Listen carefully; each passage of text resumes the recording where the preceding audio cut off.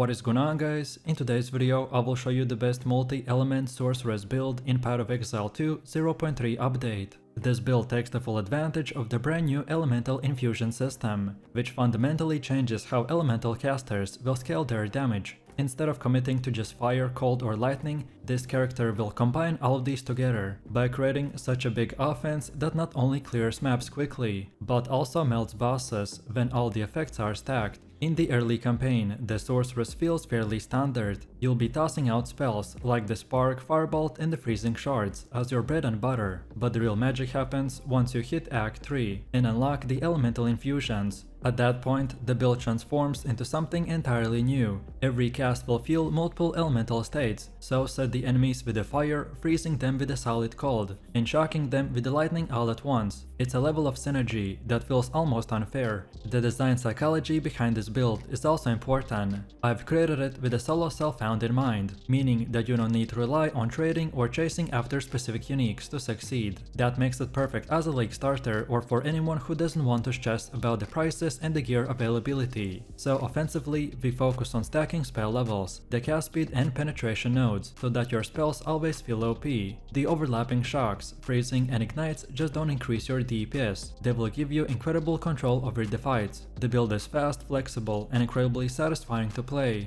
And remember, if you want to track this build, look up the best items, the skill tree and path of building, then click my link in the description. And before we continue, thanks to U4GM. They are a pro website that provides POE2 services like cheap currency, then even to trade all types of quality items and gems and much more. They have also more than 20,000 positive comments on Trustpilot, and this website is really worth a try. So make sure to use my discount code KATE for extra 6% off.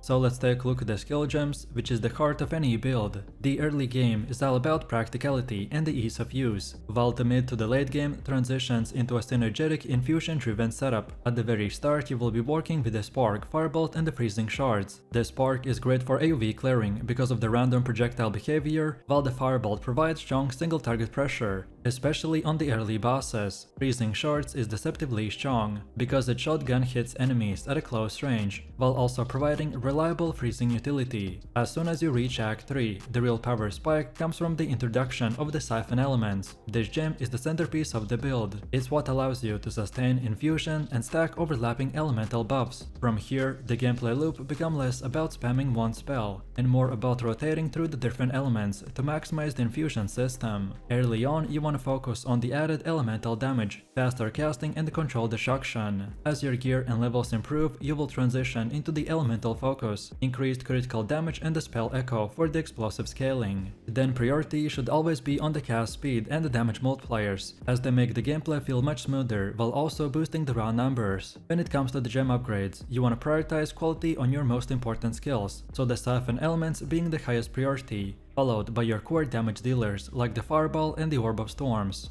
Then next, the passive tree is what turns the build from a decent campaign caster into a late game powerhouse. Starting near the beginning, you immediately pick up the spell damage, mana, regeneration and intelligence nodes to create a solid foundation. These nodes will keep you casting smooth and efficient, which makes you sure you never feel like you're running out of resources mid-fight. Then from there, the tree branches outwards into the elemental clusters. The beauty of this build is that it doesn't pigeonhole itself into one element. You are deliberately spreading your investments across fire, cold and the lightning nodes. The fire clusters will enhance your ignite and the raw damage scaling. Then cold clusters will empower your freeze chance and the crit potential, while the lightning clusters will focus on the shock effectiveness and the critical strikes. Together, these investments will ensure that no matter what you're casting, it always feels OP.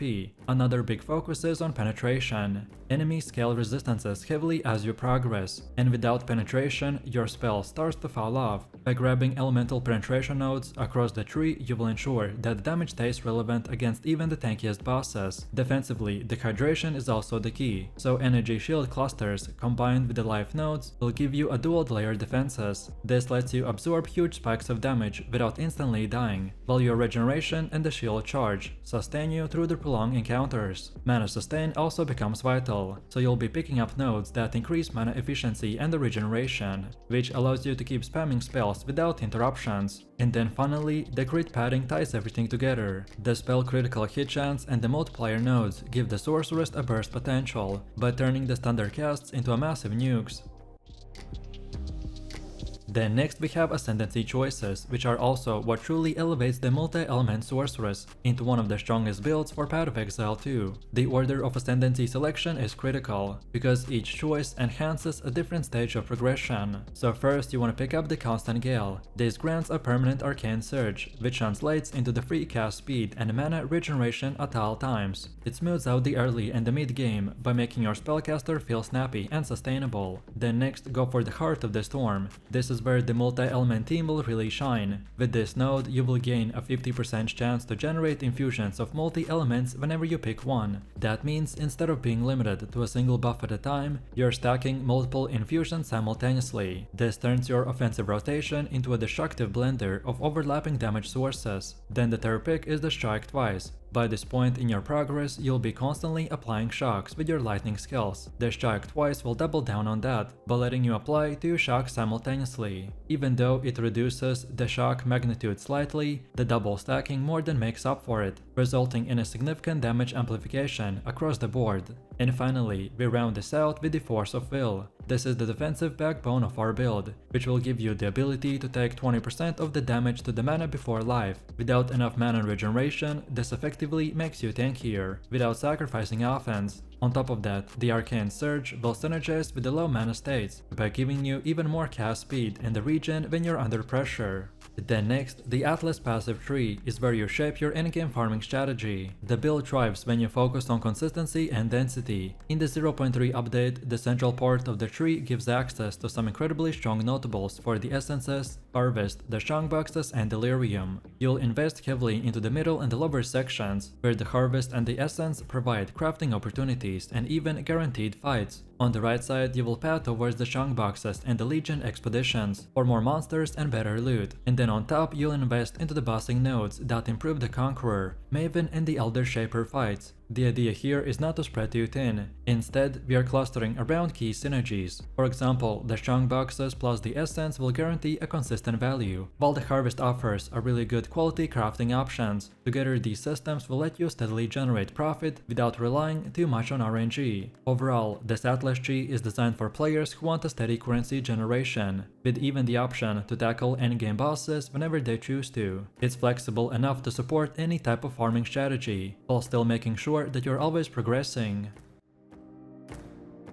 Next up we have gear, which is always a huge part of any build. So let's break down what you need here. During the campaign, you want to prioritize movement speed above all else. Boots with the movement speed will completely change how the build feels, letting you dodge mechanics and move efficiently through the acts. After that, focus on the life, energy, shield and resistances. These stats will keep you alive through the early difficulties, while still letting you to dish out damage. Weapon-wise, the staffs are the best starting option. They naturally roll with the largest stat bonuses, which makes it easier to find strong versions early on. But then later, you want to transition into a wand and a shield setup, or a mix of offense and defense. The shields provide an extra energy shield, resistances and sometimes even block, which is super valuable against tougher bosses. Then for stat priorities, intelligence is your main attribute, but don't neglect the strength and dexterity requirements for the certain gems. Then on gear, your priority should be first the movement speed, then maximum life, then mana regeneration, then cast speed, then plus levels to elemental skills, and then any type of resistance. Energy shield scaling should always be secondary, but still relevant.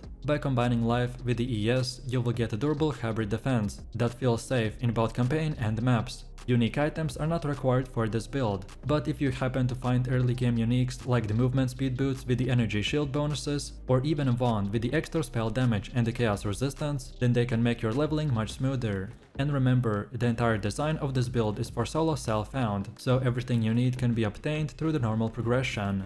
And now finally, let's see how do you actually play this build. Early on, you want to rotate between the Spark for AoV and the Firebolt for single target damage. Freezing Shards is a great third option if you pick up a cold base staff, as it gives a great freeze uptime. Then combine these with the Frost Bomb for the AoV nukes and the Flame Wall for projectile damage boosts. By Act 3, once infusions come online, then the build's gameplay loop changes. You will rotate between the spells of different elements to maintain multiple infusions simultaneously. For example, you want to cast the Orb of Storms near the enemies to generate the lightning infusions, then drop a Flame Wall for the fire infusions, and then follow that up with the cold spells like the Frost Bomb to trigger the freezing. This rotation ensures that you're stacking all 3 elemental buffs by maximizing both the damage and crowd control. Then in the maps, the Sorceress shine with mobility and stacking damage. You'll dart around the packs, setting up infusions, and watching as entire groups of enemies get deleted in overlapping effects. Against bosses, you control the fight by freezing them in a place, while stacking ignites and shocks for massive sustained DPS. The defensive gameplay revolves around keeping your energy shield topped off, then maintaining resistances and dodging big telegraph hits with the movement speed. Overall, this build is fluid, responsive, and incredibly high DPS.